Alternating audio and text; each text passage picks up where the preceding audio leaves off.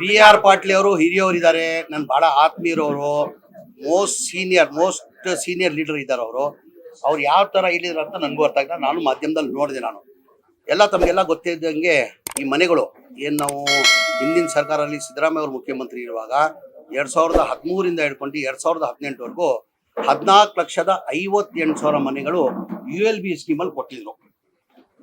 2013 ಹಿಡ್ಕೊಂಡು 2018ವರೆಗೂ 14,58,000 ಮನೆಗಳು ಕೊಟ್ಟಿದ್ರು. ಅದಾದ್ಮೇಲೆ ಸಮ್ಮಿಶ್ರ ಸರ್ಕಾರ ಬಂತು, ಅದಾದ್ಮೇಲೆ 4 ವರ್ಷ BJP ಸರ್ಕಾರ ಬಂತು. ಅವರ ಅವಧಿಯಲ್ಲಿ 5,80,000 ಮನೆಗಳು ಕೊಟ್ಟಿದ್ರು.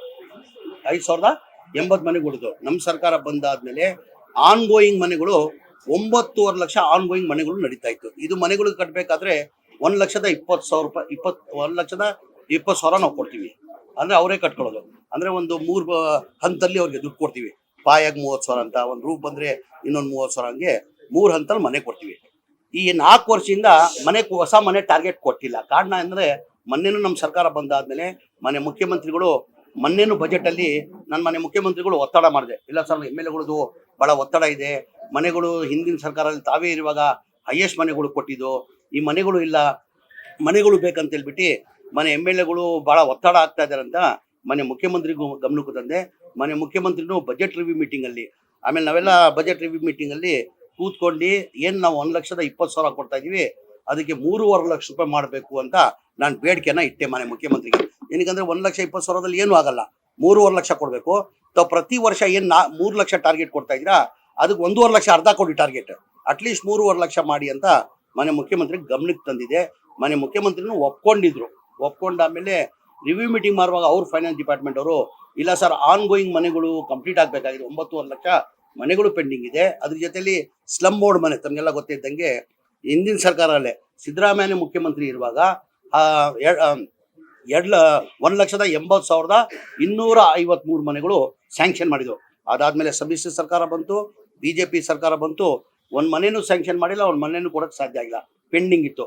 ಅದೇ ತರ ರಾಜೀವ್ ಗಾಂಧಿ AHP ಸ್ಕೀಮ್ ಅಂತ 47,860 ಮನೆಗಳು, ಅದು ಸೇಮ್ 7.5 ಲಕ್ಷ ರೂಪಾಯಿ ಆಗ್ತದೆ.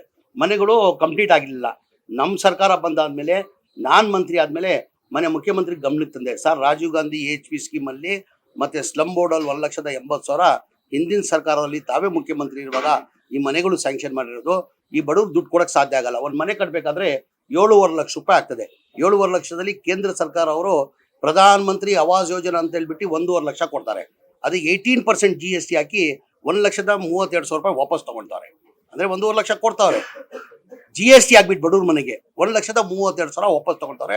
ನಾನು ಬಹಳ ಸತಿ ಅಸೆಂಬ್ಲಿಯಲ್ಲಿ BJP ಸ್ನೇಹಿತರಿಗೆ ಹೇಳಿದ್ದೀನಿ, ಕೇಂದ್ರದಲ್ಲಿ ನಿಮ್ದೇ ಸರ್ಕಾರ ಇದೆ, ನಿಮ್ಮ ಸರ್ಕಾರ ಇಟ್ಕೊಂಡು ನೀವು ಈ GST ಬಡವ್ರ ಮನೆಗೆ ಹಾಕೋದ್ ಬೇಡ, ದಯಮಾಡಿ ಹೇಳಿ GST ಹಾಕೋದ್ ಬೇಡ ಅಂತ ಬಹಳ ಸತಿ ನಾನೇ ಕೇಳ್ಕೊಂಡಿದ್ದೀನಿ BJP ಸ್ನೇಹಿತರಿಗೆ. ಹಾಗಾಗಿ 7.5 ಲಕ್ಷಕ್ಕೆ ಕೇಂದ್ರ ಸರ್ಕಾರದಿಂದ 1.5 ಲಕ್ಷ ಕೊಡ್ತಾರೆ, ರಾಜ್ಯ ಸರ್ಕಾರದಿಂದ 1,20,000 ಜನರಲ್ ಕೊಡ್ತಾರೆ, SC ST ಇದ್ರೆ 2 ಲಕ್ಷ ಕೊಡ್ತಾರೆ. ಅವರೇಜ್ ತಗೊಂಡ್ರೆ ನಾವು 1.5 ಲಕ್ಷ ಹಾಕೊಳ್ಳಿ. 1.5 ಲಕ್ಷ ಕೇಂದ್ರ ಸರ್ಕಾರ, ರಾಜ್ಯ ಸರ್ಕಾರದ 1.5 ಲಕ್ಷ. 7.5 ಲಕ್ಷದಲ್ಲಿ 3 ಲಕ್ಷ ಹೋದ್ರೆ ಎಷ್ಟು ಉಳಿತದೆ? 4.5 ಲಕ್ಷ. ಬೆನಿಫಿಷಿಯರಿ ಎಲ್ಲಿಂದ ಕೊಡಕ್ಕೆ ಸಾಧ್ಯ? ಟೋಟಲ್ ಬೆನಿಫಿಷಿಯರಿ ಪೇಮೆಂಟ್ ಬರಬೇಕಾಗಿತ್ತು ಸ್ಲಮ್ ಬೋರ್ಡ್ಗೆ 7,400 ಕೋಟಿ, ಒಟ್ಟಾಗಿ 1,80,253 ಮನೆಗೆ ಬೆನಿಫಿಷಿಯರಿ ಪೇಮೆಂಟ್ ಕೊಡಬೇಕಾಗಿತ್ತು 7,400 ಕೋಟಿ. ಅದೇ ತರ ರಾಜೀವ್ ಗಾಂಧಿದು 47,860 ಮನೆಗಳದು 2,100 ಕೋಟಿ, ಏನೇ ಒಟ್ಟಾಗಿ 9,500 ಕೋಟಿ ನಮ್ಮ ಬೆನಿಫಿಷಿಯರಿ ಪೇಮೆಂಟ್ ಬರಬೇಕಾಗಿತ್ತು. ಬೆನಿಫಿಷಿಯರಿ ಪೇಮೆಂಟ್ ಬಂದಿರೋದು ಎಷ್ಟು? 8 ವರ್ಷದಲ್ಲಿ ಬರೇ 310 ಕೋಟಿ ಬಂದಿತ್ತು. ಯಾರು 5,000 ಕೊಟ್ಟವ್ರೆ, ಯಾರು 10,000 ಕೊಟ್ಟವ್ರೆ, ಯಾರು 15,000 ಕೊಟ್ಟಲ್ಲ. ಏನಕ್ಕಂದ್ರೆ ಬಡವ್ರು ಕೊಡೋಕೆ ಸಾಧ್ಯ ಆಗಲ್ಲ. ನನ್ನ ಗಮನಕ್ಕೆ ಬಂದಾದ್ಮೇಲೆ, ನಾನು ಮಂತ್ರಿ ಆದ್ಮೇಲೆ ನಾನು ಹೆಂಗಪ್ಪ ಮುಖ್ಯಮಂತ್ರಿಗಳಿಗೆ ಹೋಗಿ ಹೇಳೋದಿದು. ಏನಕ್ಕಂದ್ರೆ 9,500 ಕೋಟಿ ದೊಡ್ಡ ದುಡ್ಡು ಆಗ್ತದೆ. ಈ 5 ಗ್ಯಾರಂಟಿಗಳು ತಮಗೆಲ್ಲ ಗೊತ್ತಿದ್ದಂಗೆ 55,000 60,000 ಕೋಟಿ ಪ್ರತಿ ವರ್ಷಕ್ಕೆ ಆಗ್ತದೆ. ಅದ್ರಲ್ಲಿ ಹೆಂಗಪ್ಪ ಹೋಗಿ ಕೇಳೋದಂತ ಹೇಳ್ಬಿಟ್ಟು ಬೇರೆ ಮುಖ್ಯಮಂತ್ರಿ ಗಮನಕ್ಕೆ ತಂದೆ ನಾನು. ಸರ್, ಹಿಂದಿನ ಸರ್ಕಾರದಲ್ಲಿ ತಾವೇ ಮುಖ್ಯಮಂತ್ರಿ ಇರುವಾಗ ಈ ಮನೆಗಳು ಸ್ಯಾಂಕ್ಷನ್ ಮಾಡಿದ್ದು, ಅದಾದ್ಮೇಲೆ ಒಂದ್ ಮನೇನು ಸ್ಯಾಂಕ್ಷನ್ ಮಾಡಿಲ್ಲ, ಒಂದ್ ಮನೇನು ಕೊಡಕ್ ಸಾಧ್ಯ ಆಗಿಲ್ಲ, ಬಡವ್ರು ದುಡ್ಡು ಕೊಡಕ್ ಸಾಧ್ಯ ಆಗಲ್ಲ ಸರ್, ಜನ ಬೀದಿಯಲ್ಲಿದ್ದಾರೆ ಅಂತ ಹೇಳ್ಬಿಟ್ಟು ಮುಖ್ಯಮಂತ್ರಿ ಗಮನಕ್ಕೆ ತಂದೆ. ಮುಖ್ಯಮಂತ್ರಿಗಳು 4-5 ರಿವ್ಯೂ ಮೀಟಿಂಗ್ ಮಾಡಿ ನೀನ್ ಹೇಳ್ತಾರ ಸತ್ಯ ಹಾಕೋಣ ಅಂತ ಹೇಳ್ಬಿಟ್ಟು ಮುಖ್ಯಮಂತ್ರಿಗಳು 2024 ಸೂಚನೆ ಕೊಟ್ಟು, ಹೌದು ಬಡವ್ರ ಕಷ್ಟದಲ್ಲಿದೆ, ಅವ್ರು ಕೊಡಕ್ ಸಾಧ್ಯ ಆಗಲ್ಲ, ಈ ನಾವೇ ದುಡ್ಡು ಕೊಡುವ ಮನೆಗಳು ಕಂಪ್ಲೀಟ್ ಮಾಡ್ಬೇಕಂತ ಹೇಳ್ಬಿಟ್ಟು 2024 ಕ್ಯಾಬಿನೆಟ್ ತಂದು ಅಪ್ರೂವ್ ಮಾಡಿ 500 ಕೋಟಿ ಬಿಡುಗಡೆ ಮಾಡಿದ್ದಕ್ಕೆ 36,789 ಮನೆಗಳು ನಾವು ಮಾರ್ಚಲ್ಲಿ ಕೊಟ್ವಿ ವರ್ಷ. ಈ ವರ್ಷದಲ್ಲೂ 42,000 ಮನೆಗಳು ಕೊಡಬೇಕಾಗಿತ್ತು. ನಾನು ನಮ್ಮ ಸಾಧನಾ ಸಮಾವೇಶ ಮಾಡಿ ಕಾರಣಕ್ಕೆ ತಿಂಗಳು 25ನೇ ತಾರೀಕಿಗೆ ನಾವು ಹುಬ್ಳಿದಲ್ಲಿ ಕಾರ್ಯಕ್ರಮ ಇಟ್ಕೊಂಡಿದ್ವಿ. ದೊಡ್ಡದಲ್ಲಿ ಮಾಡಿ 42,345 ಮನೆ ಕೊಡ್ಬೇಕಂತ ತೀರ್ಮಾನ ಮಾಡಿದ್ವಿ. ಆ ಸಾಧನಾ ಸಮಾವೇಶ ಮಾಡಿದ ಕಾರಣಕ್ಕೆ ಮುಂದಾಕಿದ್ವಿ. ಬರೋ ತಿಂಗಳಲ್ಲಿ ಇನ್ನ 42,000 ಮನೆಗಳು ಕೊಡ್ತೀವಿ. ಆ ಕಾರಣಕ್ಕೆ ಆನ್ ಗೋಯಿಂಗ್ ಮನೆಗಳು ಕೆಲಸ ನಡೀತಾ ಇದೆ. ಮನೆ ಮುಖ್ಯಮಂತ್ರಿಗಳು ಇದು ಕಂಪ್ಲೀಟ್ ಮಾಡಿ ಈ ವರ್ಷ, ಬರೋ ವರ್ಷದಲ್ಲಿ ನೀನು ಹೇಳ್ದಂಗೆ 3.5 ಲಕ್ಷ ಮಾಡಿ ಟಾರ್ಗೆಟ್ ಕೊಡುವ ಅಂತ ಹೇಳಿದ್ರು. ಆ ಕಾರಣಕ್ಕೆ ಹೊಸ ಟಾರ್ಗೆಟ್ ಯಾವುದಿಲ್ಲ. ಇವತ್ತು ನಮ್ಮ BR ಪಾಟೀಲ್ ಅವ್ರು ನನ್ನ ಆರೋಪ ಮಾಡಿದ್ದಾರೆ. ಅವ್ರು ನೇರವಾಗಿ ನನ್ನ ಮೇಲೆ ಏನು ಆರೋಪ ಮಾಡಿಲ್ಲ. ಮಿನಿಸ್ಟರ್ ದುಡ್ಡು ತಗೊಂಡವರಾದರೆ ದುಡ್ಡು ತಗೊಂಡು ಮನೆಗಳು ಕೊಡ್ತಾ ಇದಾರೆ ಅಂತ ಎಲ್ಲೋ ಅವ್ರು ಹೇಳಿಲ್ಲ. ಎಲ್ಲೋ ನಾನು ಪತ್ರ ಕೊಟ್ಟಿದ್ದೆ. ನಾನು ಪತ್ರ ಕೊಟ್ಟಿದ್ದು ಪತ್ರಕ್ಕೆ ಮನೆಗಳು ಕೊಟ್ಟಿಲ್ಲ. ಯಾರ ಪಂಚಾಯತ್ ಮೆಂಬರ್ ತಗೊಂಡ್ ಬಂದು ಮನೆಗಳು ತಗೊಂಡೋಗಿದ್ದಾನೆ ಅಂತಾರೆ. ಹೌದ್ ತಾನೆ? ಈಗ ಯಾರು BR ಪಾಟೀಲ್ ಅವರೇ ಟೋಟಲ್ ಒಟ್ಟಾಗಿ 2,000 ಚಿಲ್ಲರೆ ಮನೆಗಳು BR ಪಾಟೀಲ್ ಅವ್ರು ಕೇಳಿದ್ದಾರೆ. 2,000 ಇಲ್ಲೇ ಇದೆ ಪತ್ರ, ಅವ್ರದ್ದೆಲ್ಲ ತೆಗ್ದಿದ್ದೀನಿ ನಾನು. 2,000 ಮನೆಗಳು ಕೇಳಿದ್ದಾರೆ. ನಾವೇನ್ ಮಾಡ್ತೀವಿ? ಕ್ಯಾನ್ಸಲೇಷನ್ ಆಗ್ತದೆ ಮನೆಗಳು. ಆ ಮನೆಗಳು ಕ್ಯಾನ್ಸಲೇಷನ್ ಆದ್ರೆ ಏನಾಗ್ತೀವಿ ಅಂತ ಯಾರ್ಯಾರು ಡಿಮಾಂಡ್ ಕೇಳಿರ್ತಾರೆ ಅವ್ರಿಗೆ ಆ ಮನೆ. ಈಗ ಅವ್ರಿಗೆ ಏನ್ ಮಾಡಿದ್ವಿ, ಎಲ್ಲ ಒಂದೊಂದು ಪಂಚಾಯತ್ಗೆ 950 ಮನೆ ಕೊಟ್ಟಿದ್ವಿ. ಸಪ್ರೇಟ್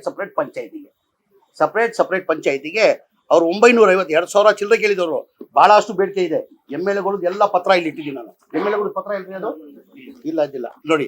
MLAಗಳು ಟೋಟಲ್ ಮನೆಗಳು ಬೇಕಂತ ಎಲ್ಲ ಆಲ್ಮೋಸ್ಟ್ ಎಲ್ಲ MLAಗಳು, BJP ಅವರಿರ್ಲಿ, JDS ಅವರಿರ್ಲಿ, ಕಾಂಗ್ರೆಸ್ ಅವರಿರ್ಲಿ, ಎಲ್ಲ ಪತ್ರ ಬರೆದಿದ್ದಾರೆ. ನಮ್ಮ ಮನೆಗಳು ಬೇಕು. ನಾವೇನ್ ಮಾಡ್ತೀವಿ ನೋಡಿ, ಈಗಲೂ ವೆಂಕಟೇಶ್ ಪಾವಗಡ MLA ಬಂದಿದ್ರು. ಇವತ್ತು ಬರುವಾಗ ಇದ್ರು ನೋಡಿ, ಪಾವಗಡ MLA ಬಂದಿದ್ರು.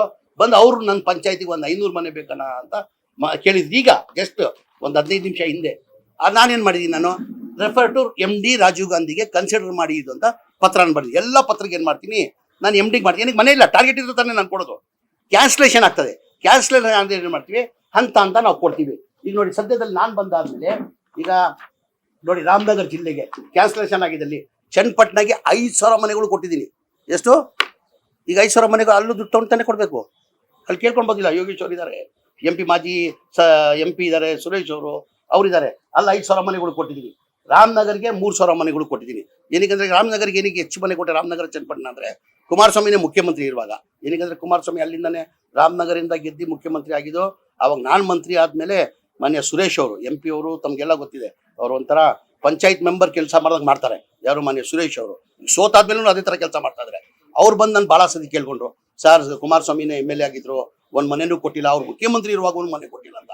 ನಾನು ಅದಕ್ಕಿಂತ ಮುಂಚೆ ಹೇಳಿದೆ, ಕುಮಾರಸ್ವಾಮಿ ಅವರು ಸಮ್ಮಿಶ್ರ ಸರ್ಕಾರದಲ್ಲಿ 1.5 ವರ್ಷ ಮುಖ್ಯಮಂತ್ರಿ ಆಗಿದ್ರು. ರಾಮನಗರ ಜಿಲ್ಲೆಗೆ ಎಷ್ಟು ಮನೆಗಳು ಕೊಟ್ಟಿದ್ದಾರೆ? ಬರೇ 690 ಮನೆ ಕೊಟ್ಟಿರೋದು. ಹಾಗಾಗಿ ನಂತ ಕೇಳಿದ್ರು, ಯಾವ್ದು ಕ್ಯಾನ್ಸಲೇಷನ್ ಆಗಿದೆ ಆ ಥರ ಎಲ್ಲರಿಗೂ ನಾವು ಕೊಡ್ಕೊಂಡು ಬರ್ತಾ ಇದ್ವಿ ನಾವು. ಆಮೇಲೆ ನನಗೆ ಆ ಥರ ದಲಿತರ ಬಂದಿಲ್ಲ. ನನಗೆ ಈ ಮನೆಗಳು ಬಡವರಲ್ಲಿ ಕೊಡದೆ 1,20,000. ಅದನ್ನ ಅರ್ಥ ದುಡ್ಡು ತಗೊಂಡು ನಾವು ಮನೆಗಳು ಕೊಡ್ದ. ಆಮೇಲೆ ನಾವು ದುಡ್ಡು ತಗೊಂಡು ಮನೆಗಳು ಕೊಟ್ರು ನಮ್ಮ ಕುಟುಂಬಕ್ಕೆ ಒಳ್ಳೇದಾಗ್ತದ, ನಮ್ಮ ಮಕ್ಳಿಗೆ ಒಳ್ಳೇದಾಗ್ತದ? ಉಳಾಬಿ ಸಾಯ್ತಾರೆ. ಬಡವರಿಗೆ ಒಂದು 5,000 ತಗೊಳ್ಳೋದ ಇದು? ಆಮೇಲೆ ನಾವು ಟಾರ್ಗೆಟ್ ಇದ್ರೆ ನಾನು ಟಾರ್ಗೆಟ್ ಕೊಡ್ಬೇಕು. ಆಮೇಲೆ ಎಲ್ಲ ಇದು ಒಂದೇ ಇಲ್ಲ, ಎಲ್ಲ MLAಗಳಿಗೆ ಎಲ್ಲ MLA ರಾಸಿನೇ ಇದೆ. MLAಗಳು ಲೆಟರ್ದು ರಾಸಿನಿದೆ. ಯಾರ್ಯಾರು ಕೇಳಿದ್ರು ಅಂತ ನಿಮ್ಗೆ ಮಾಹಿತಿ ಕೊಡ್ತೀನಿ ನಾನು. ಎಲ್ಲ MLAಗಳು BJP, JDS, ಕಾಂಗ್ರೆಸ್ ಅವ್ರು ಮನೇನಿಲ್ಲ. ನಾನು ಕ್ಯಾನ್ಸಲೇಷನ್ ಆಗಿ ಯಾರ್ಯಾರು ಇದ್ದಾರೆ ಅಂತ ನಾವು ಕೊಟ್ಕೊಂಡು ಬರ್ತಾ ಇದೀವಿ ಅಲ್ಲಿ. ಆಮೇಲೆ ಮನೆಯಲ್ಲಿ ಬಡವರಿಗೆ ದುಡ್ಡು ತಗೊಂಡು ಮನೆಗಳು ಕೊಡೋದ? ಎಲ್ಲನ ಉಂಟಾದು ಆ ಥರ ಇದ್ರೆ ಅವ್ರು ಯಾರು? BR ಪಾಟೀಲ್ ಅವ್ರು ಹೇಳಿ, ಯಾರು ತಗೊಂಡಿದ್ದಾರೆ, ಯಾರು ಇಂಥವ್ರು ತಗೊಂಡಿದ್ದಾರೆ, ಅವ್ರ ಮೇಲೆ ಕ್ರಮ ತಗೊಳ್ಳೋ. ನಾವು ಬಿಡಕ್ಕಾಗಲ್ಲ. ಬಡವ್ರ ಪಾಪ ಕೊಡೋದೇ 1,20,000. ಅದ್ರಲ್ಲಿ ನೀವು 5,000-10,000 ರೂಪಾಯಿ ತಗೊಳಕ್ ಸಾಧ್ಯನಾ ಅದು? ಆಮೇಲೆ ಅವ್ರು ಒಳ್ಳೇದಾಗ್ತದ ಬಡವ್ರು ತಗೊಂಡ್ರೆ? ಅದು ಒಂದು ಮನೆ ಕಟ್ಬೇಕಾದ್ರೆ ತಮ್ಗೆಲ್ಲ ಗೊತ್ತಿದ್ದಂಗೆ ಕನಿಷ್ಠ 5 ಲಕ್ಷ ಬೇಕು. 1,20,000 ಮನೆ ಆಗಲ್ಲ. ಏನೋ ಒಂದು ಸರ್ಕಾರ ವತಿಯಿಂದ ಕೊಡ್ತಾರಂತ ಅವ್ರ ನಂಬಿಕೆ ಮೇಲೆ ಪಾಪ ತಗೊಂತವ್ರೆ. ಏನೋ ಒಂದು ಕೊಡ್ತಾ ಇದೀವ, ಅದಲ್ಲಿ ದುಡ್ಡು ತಗೊಳ್ಳೋದು ಕೊಡೋದು ಪ್ರಶ್ನೆನೇ ಬರಲ್ಲ. ಲೇಟೆಸ್ಟ್ ಹಾಗೂ ಇಂಟ್ರೆಸ್ಟಿಂಗ್ ಸುದ್ದಿಗಳಿಗಾಗಿ ಬಾಸ್ ಟಿವಿ ಕನ್ನಡ ಚಾನೆಲ್ನ ಸಬ್ಸ್ಕ್ರೈಬ್ ಮಾಡಿ. ಹಾಗೆಯೇ ಬೆಲ್ ಐಕಾನ್ ಪ್ರೆಸ್ ಮಾಡಿ. ಇದರ ಜೊತೆಗೆ ಫೇಸ್ಬುಕ್, ಇನ್ಸ್ಟಾಗ್ರಾಮ್, ಎಕ್ಸ್ ನಲ್ಲೂ ಮಿಸ್ ಮಾಡದೆ ಫಾಲೋ ಮಾಡಿ.